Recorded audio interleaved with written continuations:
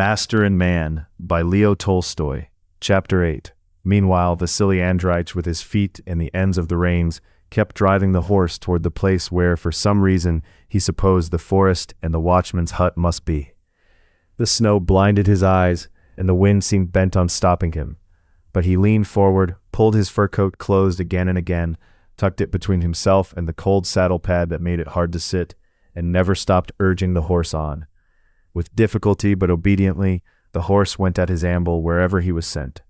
For 5 minutes or so he rode on, straight ahead as it seemed to him, seeing nothing but the horse's head and the white desert, and hearing nothing but the whistle of the wind around the horse's ears and the collar of his coat.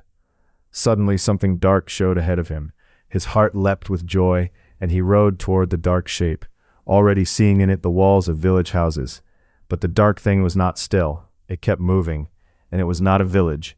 It was tall wormwood, grown up on a boundary strip, poking out of the snow and thrashing desperately under the wind that bent it all one way and whistled through it.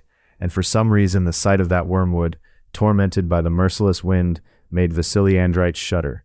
And he hastily began urging the horse on, not noticing that in riding up to the wormwood he had changed his course completely, and was now driving the horse in quite another direction, still imagining he was heading for the watchman's hut. But the horse kept pulling to the right, and so he kept turning him to the left. Again something darkened ahead of him. He rejoiced, certain that this time it must be the village. But it was another boundary strip overgrown with wormwood. Again the dry weeds thrashed desperately in the wind, and again, for some reason, they filled Vasily Andreich with dread. And there was more. Beside the weeds ran a horse's track, half blown over. Vasily Andreich stopped, bent down, and looked hard. It was a hoof track, lightly dusted with snow, and it could be no one's but his own. Plainly he was going in circles, and in a tight circle at that. I'll die out here like this, he thought. But so as not to give in to fear, he drove the horse harder still, peering into the white snowy murk, where little points of light seemed to glimmer and vanish the instant he looked straight at them. Once he thought he heard dogs barking, or wolves howling, but the sounds were so faint and so uncertain that he did not know whether he was hearing something or only imagining it, and he stopped and strained his ears. Suddenly a terrible, deafening cry tore out right at his ears, and everything shuddered and shook beneath him.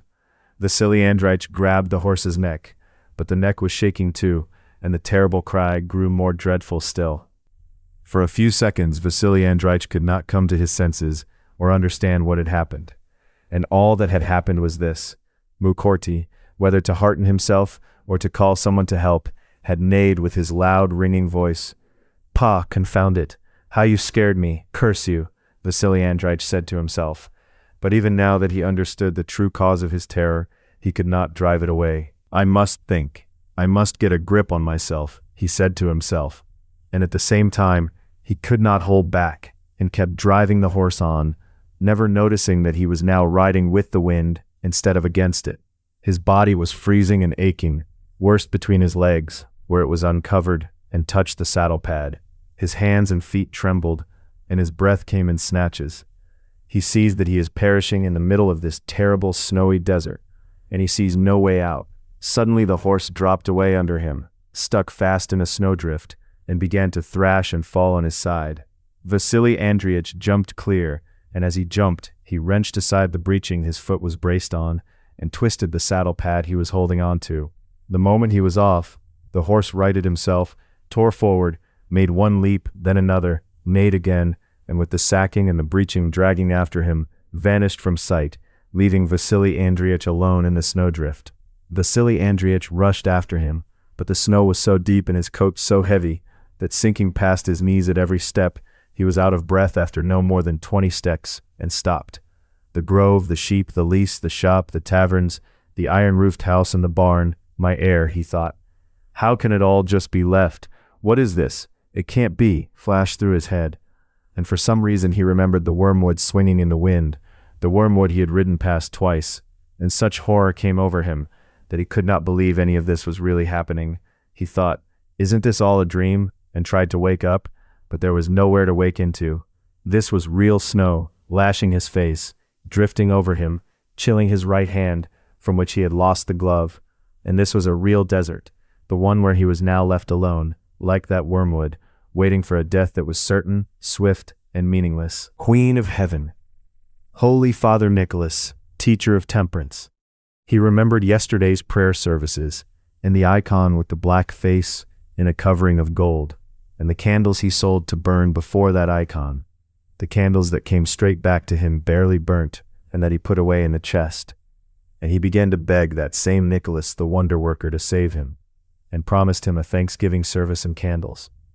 But in the same breath he understood clearly and beyond all doubt that the face, the gold covering, the candles, the priest, the services, all of it was very important and very necessary there in church, but that here they could do nothing for him.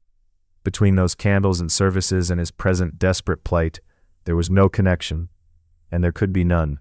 I mustn't lose heart, he thought. Follow the horse's tracks before they drift over too. The horse will lead me out, or I might even catch him.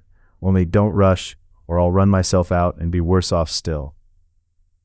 But in spite of his intention to go slowly, he flung himself forward and ran, falling again and again, picking himself up and falling once more. Already the horse's track was barely visible wherever the snow lay shallow. I'm finished, thought Vasily Andrich. I'll lose the track, and I'll never catch the horse. But at that very moment he looked ahead and saw something black. It was Mukorty, and not just Mukorty, but the sledge, and the shafts with the kerchief tied to them. Mukorty, with the breeching and sacking knocked to one side, was standing not where he had stood before, but closer to the shafts, and he was tossing his head, because the rein he had stepped on kept dragging it down. It turned out that Vasily Andrich had gotten stuck in the very same hollow where he and Nikita had gotten stuck earlier, that the horse had been carrying him back to the sledge, and that he had jumped off no more than 50 steps from where the sledge stood.